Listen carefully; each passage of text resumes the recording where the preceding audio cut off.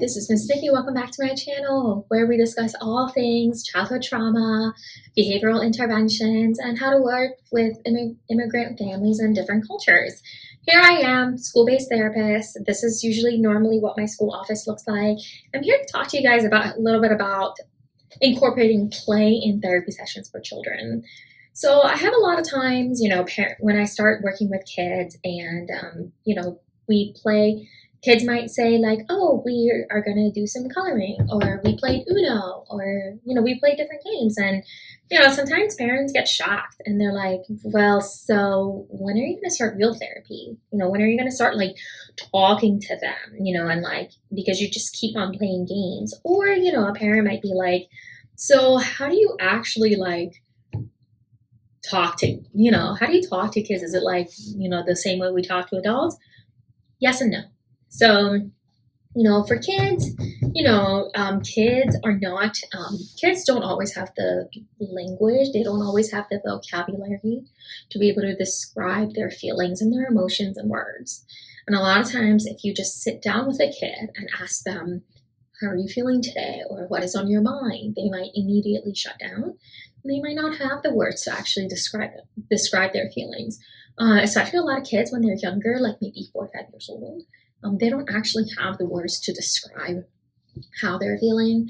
And sometimes if it's things like anxiety, it might show up in psychosomatic symptoms like stomach aches and headaches. Or, depression might show up as being angry or being agitated. So because kids don't have the vocabulary, sometimes just sitting down and talking to them makes kids very bored. And so they don't talk, they get up, they walk around, they get very annoyed. So something that we do to help children be able to open up and talk about their feelings is we incorporate play. What kinds of plays do we incorporate? So the first thing, a lot of times, I incorporate Uno. And the reason I incorporate Uno, Uno really, while we're playing the Uno game, we're having a conversation. I want you to think of, playing games as like, it softens the gear in their mind so that they're not so rigid and they can start to talk. So once the gear is running and it's softer and they're feeling more comfortable, they're feeling more loose, then that's when they actually start talking about the things that they feel, because they're not being put on the spot to answer a question. I know sometimes adults are also this way, but kids are a lot more so this way than adults because they don't have all the vocabulary and haven't always learned the ability to express their feelings. So this is kind of how they learn and how we do it with them. Another thing that we do is we incorporate a lot of stress toys. I have different kinds of stress toys that have different softness and hardness levels. We also have a lot of fidget toys. I suggest a lot of the fidgets for the kids that just need to keep their hands busy and they're very fidgety. I do have another fidget spinner that I use, and I always have a bunch. So if a kid really needs it, I do give them a fidget toy so that they can take home. Another thing that we do is we incorporate other games. Like, I found some like mental health games.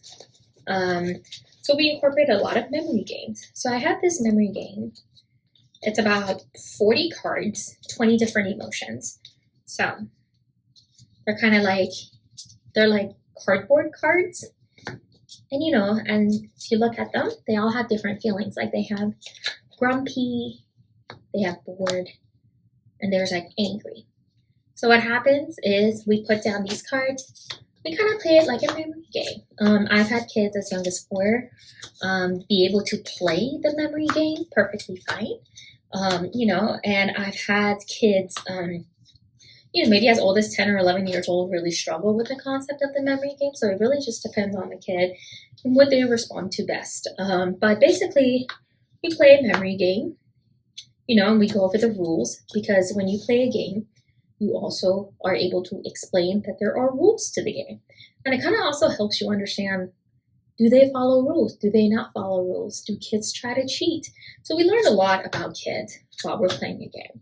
And then usually what happens is, let's say if I do match two feeling cards, then I, as a therapist, will ask them a question about that feeling. So we get to talk about these feelings.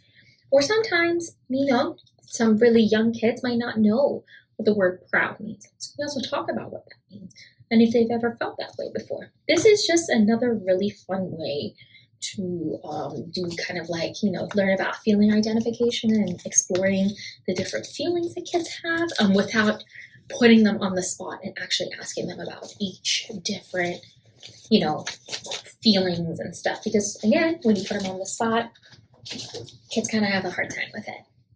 Another thing that we do that, might not be exactly play, but we do a lot of coloring pages. I have lots and lots of coloring pages, different characters. I have everything from Disney to Marvel to Blue, usually. I have a variety that kids can pick and choose from. And I have a variety of markers, and I have a lot of color pencils. And a lot of times, what happens is, let's say, because as kids are coloring, right?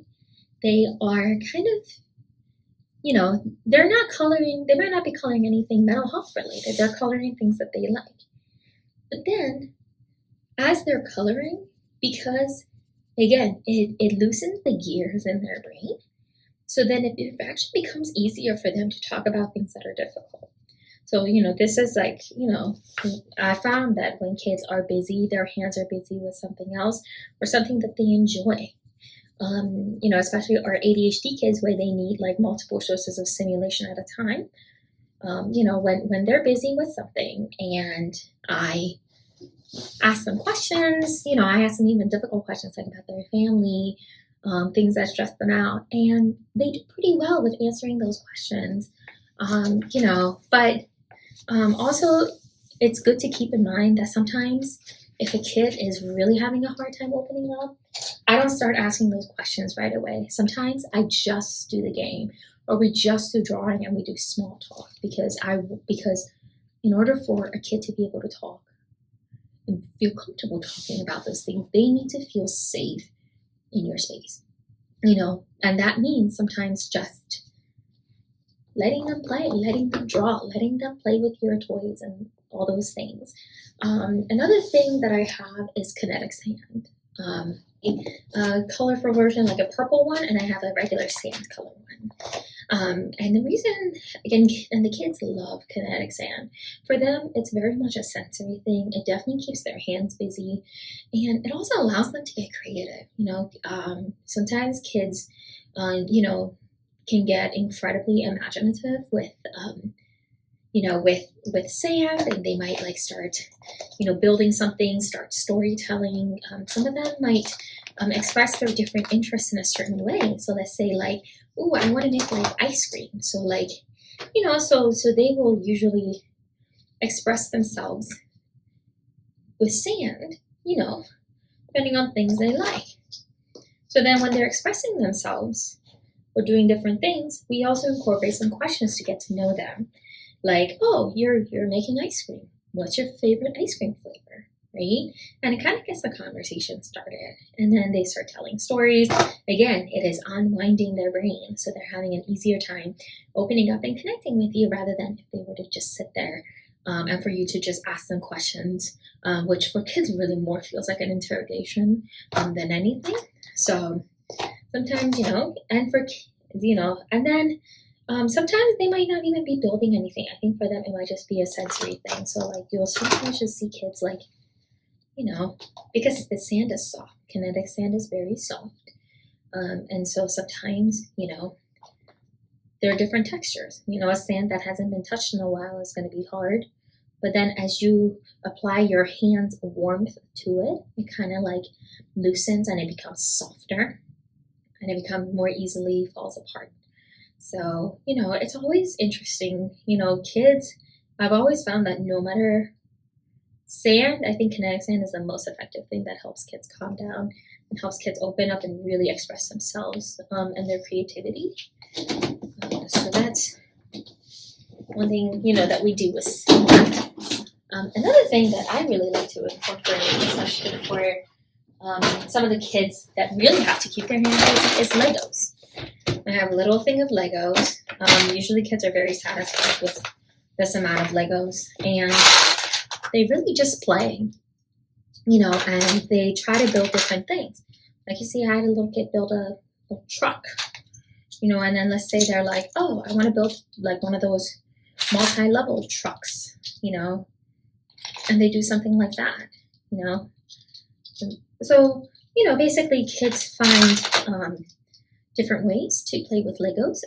Some kids get really creative with Legos and they're able to build different things and it keeps them busy. And but some kids, really have a hard time with Legos. And, some kids, if they're able, so Legos are also really helpful. You're not exactly instructing them to build anything on Legos, but, kind of like how they handle the Legos, like if they get stuck, are they able to problem solve? Are they able to come up with a different solution? Or do they kind of just have a tantrum or get angry? So the way kids react or interact with the different games and tools that we have really help us learn about kids and their emotion regulation skills and how they respond to different kinds of distress. And because we learn a lot from play with kids, I always tell parents that, incorporating play is one of the most important things for working with kids because it helps them open up and it helps them feel safe. I hope that you learned something new about incorporating different forms of play and activities for kids. Again, this is Miss Nikki, the therapist. Thank you so much for watching my channel. Please be sure to hit the like, follow, and subscribe button. And I will see you next time.